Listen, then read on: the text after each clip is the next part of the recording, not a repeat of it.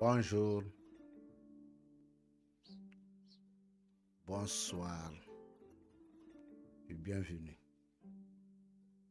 Cela dépend à votre position ou cela dépend le moment où vous allez nous retrouver sur nos différentes plateformes sur Facebook.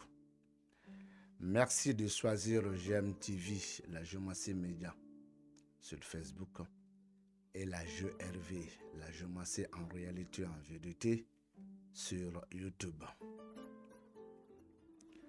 Alors c'est avec un grand plaisir aujourd'hui que j'aimerais faire une vidéo et vous donner mes explications dedans. Tout d'abord, l'explication va se faire en français. Ce n'est pas une langue maternelle de mon pays.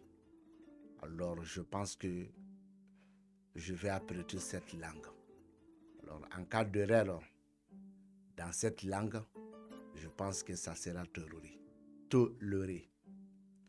Alors sur ce point, vous êtes à votre émission Rappel de conscience en Jumassi. Aujourd'hui, je vais vous présenter certaines figures doublées. Comme vous voyez, la première figure, elle est doublée. La deuxième figure, elle est doublée. La troisième figure, elle est doublée. Et enfin, la quatrième figure, elle est doublée. Elles sont au nombre de 2. Pourquoi ça? Et pourtant, la géométrie aussi ne s'arrête pas à ces 4 figures que vous voyez. Il y a encore 12 restantes. Mais je vais m'expliquer sur toutes ces figures dans cette émission. Alors, sur ce point, je pense que chacun de vous ou certains de vous ont l'habitude d'entendre parmi. Alors, certains pratiquants de la géométrie africaine ou européenne, je ne sais pas quoi dire encore, soi-disant s'il y a une figure qui est doublée dans le thème et qu'ils sont côte à côte et que ce n'est pas bon. Il y a d'autres qui sont bonnes et il y a d'autres qui ne sont pas bonnes. Je prends le cas des figures impaires. Ils sont au nombre de 8. Elles sont au nombre de 8. La figure 1, la figure 2, la figure 3, la figure 4, la figure 7, la figure 8, la figure 13 et enfin la figure 14. Ce sont les 8 figures impaires de la géométrie. Alors d'après eux, si ces 8 figures sont dans le thème côte à côte, les différentes figures dont ils vont former et que ce ne sont pas des bonnes apparitions. Comme exemple ici, la figure 1 à côté d'une autre figure 1 comme vous voyez, ça nous donne la figure 16. La figure 2, l'un à côté de l'autre, ça nous donne la figure 16. La figure 3, l'une à côté de l'autre nous donne la figure 16. La figure 4, l'une à côté de l'autre nous donne la figure 16. Ensuite, la figure 7, même si ce n'est pas affiché ici, l'une à côté de l'autre nous donne la figure 16. La figure 8, l'une à côté de l'autre nous donne encore la figure 16. La figure 13, l'une à côté de l'autre nous donne la figure 16. Et enfin, la figure 14, l'une à côté de l'autre nous donne la figure 16. D'après certains pratiquants, ce ne sont pas des bonnes figures 16 parce que cette figure 16 a été donnée par 2 figures impaires. Bon, je peux leur dire que leurs explications ne tiennent pas la route. D'autres disent que non, ce sont les mêmes figures données par les mêmes éléments de la figure. Chez moi, selon moi, j'ai appris que la figure 1 est un élément de fait. Alors, quand 2 figures 1 nous donnent la figure 16, d'autres sont allés loin pour nous dire que ce n'est pas bon. Parce qu'il a ajouté du vent sur du vent. Et ça nous donne du vent folokoto, c'est-à-dire ça nous donne du vent très puissant. Moi, je peux vous dire que ça n'a absolument rien à voir avec la géométrie. Je te donne ma preuve et tu peux vérifier ça là où tu veux si tu as besoin de la bonne réponse. Mais quelqu'un qui n'a pas besoin de la bonne réponse, ça ne vaut même pas le coup d'aller tester ça à quelque part. Qu'est-ce que la géométrie même exige? La géométrie nous exige de connaître d'abord l'apparition de toutes les figures géométriques dans toutes les différentes maisons et leur signification. Si vous voyez dans le thème, dans la maison 1 et de la maison 2, la même figure 1 ou la figure 2, la figure 3, la figure 4, la figure 7, la figure 8, la figure 13 et enfin la figure 14, ça ne change pas le nombre de la figure, mais leur signification. Il faut connaître leur signification. Je prends un exemple ici sur la figure 1. Si elle arrive dans la maison 1 et dans la maison 2, ces deux figures nous donnent la figure 16 dans la maison 9. La signification de la figure 1 ici par ces deux apparitions nous montre, sinon nous signifie une nouvelle trahison contre une chance. Il s'agit de quelle chance? Et cette chance appartient à qui? Point barre. Maintenant, en ce qui concerne la figure 16 dans la maison 9, cette signification aussi nous parle d'eux. Et je vais vous donner un. Cela veut dire qu'il y a un chemin qui est peuplé. Un chemin qui a du monde. Il s'agit de quel chemin? Voilà, il faut aller chercher ça. Je prends encore un autre exemple. Il s'agit bien sûr de la figure 2 dans la maison 13 et dans la maison 14. Ces deux figures 2 nous donnent la figure 16 dans la maison 15. Et pourtant, ce sont les mêmes figures. Et ils ont les mêmes signes d'éléments. Je ne vais pas vous dire ces signes d'éléments, c'est à vous d'aller chercher à votre manière. Mais ces deux figures, dans la maison 13 et dans la maison 14, la figure 13 la figure 2 dans la maison 13 signifie quoi? Comme exemple, il y a certaines explications alliées, mais que je ne vais pas me prononcer là-dessus, mais je vais prendre une seule explication. Alors, la figure 2 dans la maison 13 nous dit la chance du lieu du travail que tu es, ou bien que tu dois aller, ou que tu es assis. Encore, ça nous montre la chance de nos maisons. Je m'arrête à ça. Mais il y a quoi dans cette chance? Et cette chance que tu es assis, l'endroit où tu es, cette chance qui est là-bas, cette chance vient d'où? Ça appartient qui? À qui appartient cette chance? Il y a quoi dans cette chance? Voilà. C'est maintenant l'importance des autres apparitions de certaines figures qui sont en communication ou bien qui ont une communication avec la figure 2 dans la maison 13. Et ce lieu de travail ou cette maison, il y a quoi là-bas? C'est de près ou de loin? Cela aussi dépend maintenant de l'apparition de certaines figures. Ensuite, en ce qui concerne la figure 2 de la maison 14, ça c'est l'équivalent d'une somme d'argent entre 1 à 7. Il y a 1 euro. Mais moi, je pense qu'il n'y a pas 1 franc. Donc maintenant, il y a 2 euros. Et je pense qu'il n'y a pas 2 francs. 2 francs CFA, bien sûr, 2 francs CFA. Il y a 3 euros. Et je pense qu'il n'y a pas 3 francs CFA.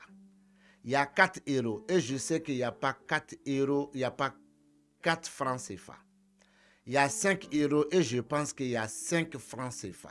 Alors, ça commence de 1 au-delà de tout ça. Et c'est 1 même peut partir jusqu'à 1 million. Ça peut aller au-delà de tout ça. Alors, ça, c'est l'équivalent d'une somme d'argent de la monnaie que toi, tu manges. Ça, c'est une première. Une deuxième encore. Dans la géométrie, il faut connaître que il n'y a pas seulement les figures paires, il n'y a pas seulement les figures impaires que vous voyez, il y a aussi les figures paires, que je n'ai pas le temps de vous afficher toutes ces figures, mais je vais dire leurs numéros. Il y a la figure 5 qui est là, elle est une figure paire, la figure 6 la même, la figure 9 la même, la figure 10, 11, 12 la même, la figure 15 la même et enfin la figure 16. Ce sont les 8 figures paires de la géométrie. Ceci aussi peut être apparu dans la géométrie, tout comme dans la maison 5 et dans la maison 6 avec la figure 9. Tout comme avec la figure 10. Tout comme avec la figure 5. Tout comme avec la figure 12. Mais cette apparition-là, ça n'a absolument rien à donner sur la figure dont ces deux figures nous ont donné. Tout comme, voyons le cas de la figure 9. La figure 9, dans la maison 5 et dans la maison 6. Ces deux figures 9 nous donnent la figure 16 dans la maison 11. Mais cette figure 16 dans la maison 11 n'a absolument rien comme l'interprétation avec les deux figures qui sont les mêmes. Mais ces deux figures qui sont les mêmes ont une interprétation ensemble. Et voire même dans sa maison, il y a quelle figure là-bas pour compléter l'interprétation. Et il doit avoir certaines figures là-bas pour compléter l'interprétation. Mais cette figure que je suis en train de vous dire qu'il s'agit de la figure 9, elle a un élément de fait. Quand vous disiez que quand il y a des signes d'éléments de fait et que ce n'est pas bon, alors voici la figure 9 qui est une figure paire et puis qui a un élément de fait et pourtant c'est bon. Donc c'est pour vous dire que les éléments de feu, du vent, de l'eau et du banco ou encore de la terre ou du sable n'a absolument rien à voir et n'a absolument rien à nous prouver dans l'interprétation que ça signifie quelque chose. Ça ne signifie absolument rien. Leurs éléments restent toujours leurs éléments, mais la figure là, la nature de la figure et l'apparition de la figure, plus les autres communicantes des autres figures dans le thème, c'est ça qui nous intéresse. On peut prendre encore le cas de la figure 10. Cette figure 10 a un élément du sable, de terre ou de bango, si vous voulez comprendre. Alors, nous allons prendre ça et mettre cette figure 10 dans la maison 3 et dans la maison 4. Ça nous donne la figure 16 dans la maison 10. Mais quand vous disiez qu'au lieu de diminuer le sable, ou de diminuer le bango, ou de diminuer la terre pour ne pas effondre une maison, toi tu augmentes. En augmentant, ça va effondre une maison. On n'en disconvient pas dans ça. Ça, c'est naturellement dans le monde. Mais ça n'a absolument rien à voir avec l'interprétation de la géomancie. Ici, de quoi ça signifie cette figure 10 par ces deux apparitions? Nous montre le pouvoir. Ce pouvoir appartient à deux personnes de sexe différent. Et ce pouvoir a été commenté par la figure 16 dans la maison 10. On ne parle pas du sable ici. On ne parle pas du bango ici. On ne parle pas de la terre ici. Ça n'a absolument rien à voir dans ça. Prenons encore le cas d'une autre figure qui est de la figure 16. Elle a un élément de fait. Alors on prend cette figure 16 et je vais mettre cette figure 16 ou dans la maison 7 et dans la maison 8. Ces deux figures nous donnent maintenant la figure 16 dans la maison 12. Et pourtant, elle est une figure à un signe de l'élément de fait. Ici, les deux figures sont à côte et ça nous a donné une autre figure qui est bien sûr de la même nature. Mais ça n'a absolument rien à voir dans ça. Il suffit d'interpréter les trois apparitions à leur manière sans se mêler dans un élément de feu ou du vent. Je peux aller même loin de ça. Je prends une figure impaire plus une figure paire. Ici, quand il s'agit d'une figure impaire, je vais prendre la figure 1 qui est une figure impaire. Et dans ce cas, je vais prendre une figure paire qui est une figure de la maison 10 qui est la figure 10. En voyant la figure impaire qui est la figure 1 et en voyant la figure paire qui est de la figure 10, ces deux nous donnent une figure impaire qui est de la figure 7. Alors, quand il s'agit de ça, qu'est-ce que vous allez dire ça? Mais comme élément, la figure 1 est un élément du feu. La figure 10 est un élément du banco, de la terre, du sable. Et ces deux figures nous ont donné une autre figure qui est de l'élément du vent. Alors, il y a vent, il y a le banco et ensuite, il y a le feu. Mais pourtant, naturellement, c'est le vent qui domine tout. C'est le vent qui domine tout. Mais ça n'a absolument rien à voir avec ici, cette interprétation. Il suffit d'interpréter la figure 1 là où elle se trouve dans sa maison. Si il s'agit de la maison 1, il faut interpréter ça. Il faut interpréter la figure 10 là où elle se trouve. Quand il s'agit de la maison D, il faut interpréter ça, sa signification. Ces D nous donnent la figure 7 là où elle est, s'il s'agit de la maison 7, plutôt de la maison 9 ou de la maison 10. Voyons de la maison, bien sûr, 11, pourquoi pas la maison 12, pourquoi pas la maison 13 et pourquoi pas la maison 14. Alors, il faut interpréter là où elle est, sa signification. Mais on n'a pas besoin d'un élément de feu, du vent ou du sable ici. Ça n'a absolument rien à voir avec l'interprétation. Alors, mesdames et messieurs, sur ce, je m'arrête ici et je vous donne un autre rendez-vous à un autre jour sur notre plateforme GMTV, la Géomatie Média TV, et sur notre chaîne YouTube, la Géomatie en réalité, en vérité, GRV. Bien des choses à vous et surtout, prends soin de vous aussi.